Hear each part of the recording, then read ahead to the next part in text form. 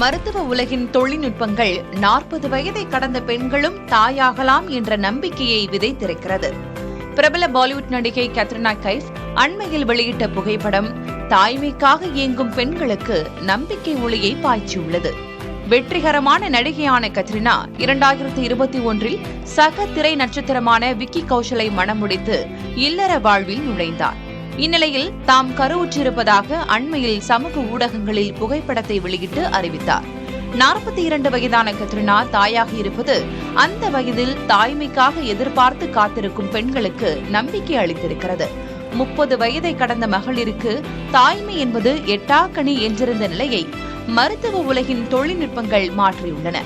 40 வயதை கடந்த மகளிரும் கர்ப்பம் தரிக்க IVF, egg freezing, ICSI, IUI, சரோகேசி போன்ற நவீன மருத்துவம் வழிவகுக்கிறது. பணி உள்ளிட்ட காரணங்களால் தாய்மையை தள்ளி போட்டாலும் நவீன மருத்துவம் தாய்மையை பரிசளிக்கும் என்கிறார்கள் மருத்துவர்கள்.